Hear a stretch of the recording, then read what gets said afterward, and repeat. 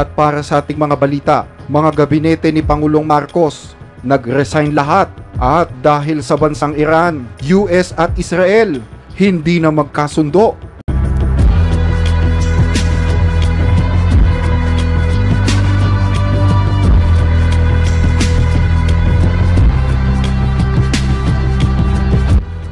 Ilang kalihim ng gabinete ang nagsumiti na ng kanilang courtesy resignation bilang tugon sa panawagan ni Pangulong Bongbong Marcos, habang ang iba pang pinuno ng ahensya ay nagsabi na handa na rin silang mag-resign bilang paggalang sa desisyon ng Pangulo ng bansa. Kinumpirma ni Executive Secretary Lucas Bersamin na isinumitinan niya ang kanyang courtesy resignation sa tanggapan ng Pangulo. Ayon kay Bersamin, "Kapag tinanggap ninyo ito, uumpisahan ko na agad ang maayos na proseso ng pagsasalin ng lahat ng mga bagay na nakabinbin sa aking opisina. Ikinararangal kong maging bahagi ng inyong gabinete, Ginoong Pangulo. Patuloy akong maglilingkod sa sambayan ng Pilipino kasama kayo tungo sa bagong Pilipinas." Samantala, sinabi ni Finance Secretary Ralph Recto na agad din siyang nagsumite ng kanyang courtesy resignation nang walang delay o anumang pag-aalinlangan. Ayon kay Recto, buong-buo ang kanyang suporta sa direktiba ng Pangulo na mag-submit ng courtesy resignation ang mga miyembro ng gabinete. Dagdag pa ni Recto, dala-dala raw ng Pangulo ang mabigat na responsibilidad ng pamumuno sa bansa sa gitna ng mga komplikadong hamon sa loob at labas ng bansa. Ang matapang na desisyong ito ay bunga ng kanyang hangarin na unahin ang bayan at ang mga mamamayan. Isinabmit na rin ni Transportation Secretary Vince Dizon ang kanyang courtesy resignation sa pagsasabing sila ay naglilingkod ayon sa kagustuhan ng Pangulo at ng sambayanan. Isinapubliko rin ni Agriculture Secretary Francisco Tiu Laurel Jr. ang kanyang pagbibitiw na sinabing nakasalalay na sa mabuting pagpapasya ni Pangulong Marcos kung siya'y mananatiling bahagi pa ng administrasyon. Ayon kay Tiu, "Nagsalita na ang Pangulo. Malinaw na nais niyang tugunan ang tinig ng taong bayan na ipinahiwatig sa nakaraang midterm polls. Bilang mga miyembro ng kanyang opisyal na pamilya, tungkulin nating suportahan ang kanyang hangarin na muling ayusin ang direksyon ng pamahalaan at ituloy ito ng may bagong sigla." Ipinasa rin ni Energy Secretary Rafael Lotilla ang kanyang resignation letter na magiging epektibo sa oras na ito'y tanggapin ng Pangulo. Ayon sa naunang utos ng Pangulo, sinuri ng kagawaran ang mga nagawa ng administrasyon para sa sektor ng enerhiya, at kasalukuyang inaalam pa ang mga hamon na kailangan nating harapin. Ang midterm election ay magandang pagkakataon para isiping mabuti ang ating direksyon at muling pasiglahin ang serbisyo ng pamahalaan sa taong bayan.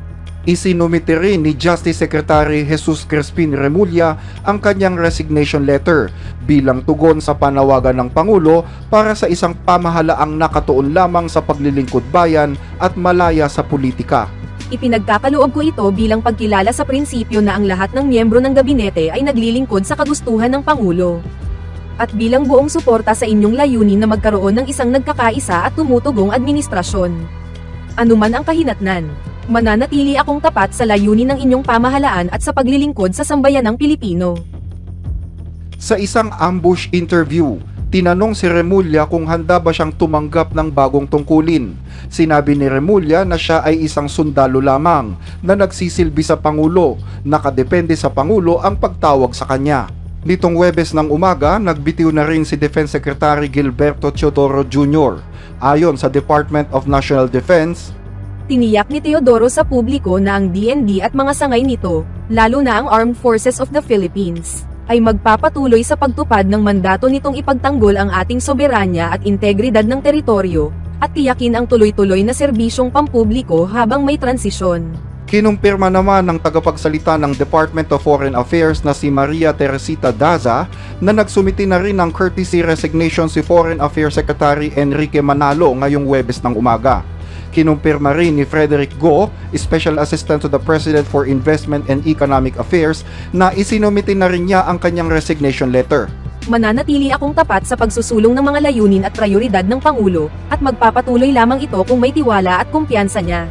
Nagbitiw rin sa pwesto si Trade and Industry Secretary Cristina Aldeguer Roque, kasunod ng panawagan ng administrasyon para sa recalibration and realignment, at sinabi niyang siya'y naglilingkod ayon sa kagustuhan ng Pangulo.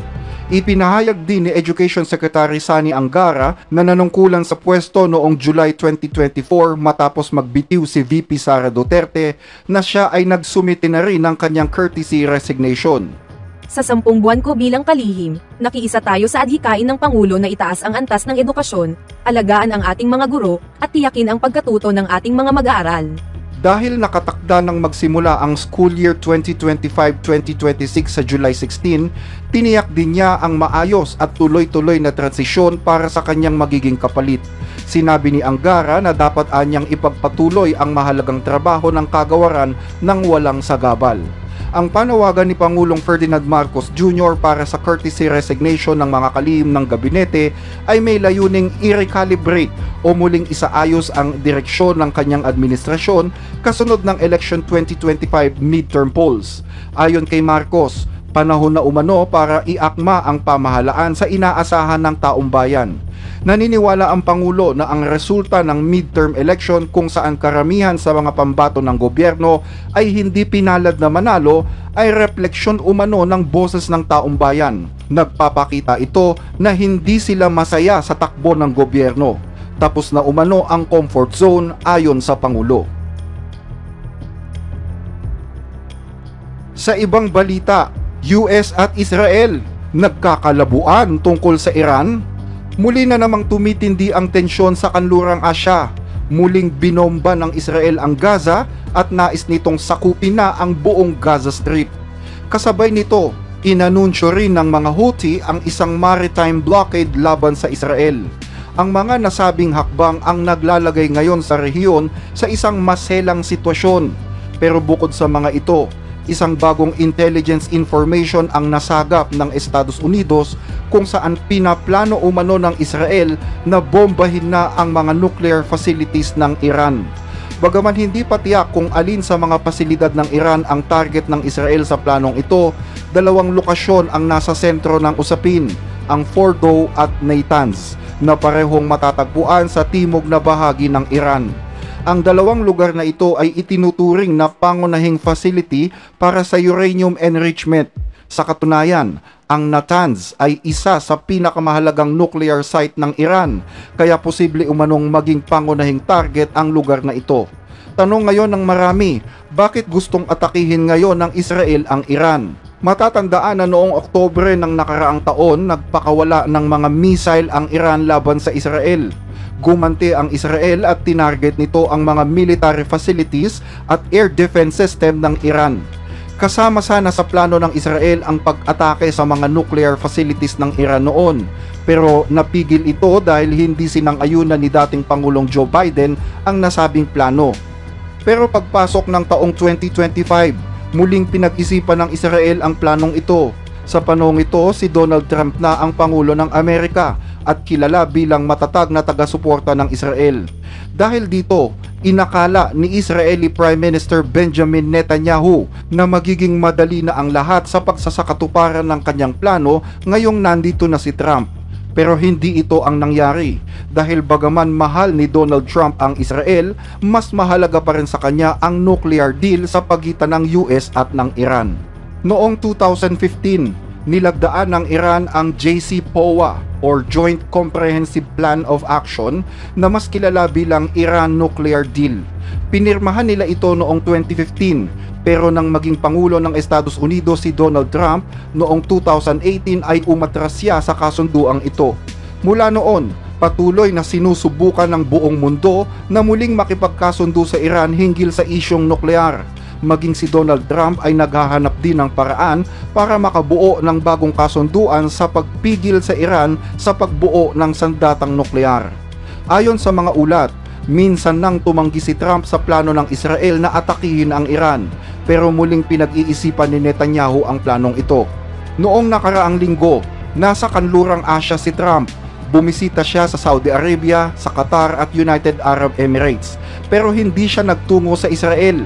Sa ngayon ay wala pang senyales kung mayroong hidwa ang nagaganap sa pagitan ng dalawang lider. Pero batay sa mga kinikilos ng Amerika, tila unti-unting na isasantabi ang Israel ngayon. Nandyang hindi binisita ni Trump ang Israel. Inalis niya rin ang ilang mga sanksyon sa Syria nang hindi kinukonsulta ang Israel na matagal ng kaaway ng Syria. Hindi rin isinama ang Israel sa kasunduan sa mga Hamas tungkol sa pagpapalaya ng isang Amerikanong hostage. At inumpisahan na rin ni Trump ang tigil putukan sa mga Houthi nang hindi kinukonsulta ang bansang Israel. We had some very good news last night. The Houthis have announced that they are not, or they've been announced to us at least, that they don't want to fight anymore. They just don't want to fight, and we will honor that, and we will stop the bombings. Kaya tanong ngayon ng marami, plano ba ng Israel na atakihin ang Iran para ipamukha ang pagkadismaya nito kay Donald Trump? Posible umanong ituloy ng Israel ang pag-atake sa Iran, pero hindi ito magiging madali ayon sa mga eksperto. Para maging matagumpay ang anumang pag-atake ng Israel sa Iran, kailangan umano ng tulong ng Estados Unidos, lalo na sa surveillance at reconnaissance. Bukod pa rito, hindi rin madaling pasukin ang mga nuclear facilities ng Iran dahil nakabaon ang mga ito sa ilalim ng lupa at may sariling depensa. Masyadong mapanganib kung pipilitin ito ng Israel. Isang maling hakbang lamang at maaaring sumabog ang buong kanlurang Asya sa kaguluhan. Kapag umatake ang Israel sa Iran, siguradong gaganti ang Iran at sasaklolo ang mga Houthi upang palalain ang sitwasyon. At ang Amerika, sa ayaw at sa gusto nila, maaari silang madamay at mapilitang makialam. Sa ngayon ay wala pang pahintulot ang Israel mula sa Washington. At kung wala yan, isang napakalaking sugal ang anumang kilos na gagawin ng Israel. Kaya't nakatingin ang buong mundo sa mga susunod na hakbang. Aatras ba si Netanyahu o siya mismo ang magsisindi ng mitsyang ito? Hanggang dito ang ating mga balita. Regular naming binabasa ang inyong mga comment, kaya huwag mag-atubiling i-share ang inyong opinyon sa mga napapanahong issue. Maraming salamat po sa inyong pakikinig.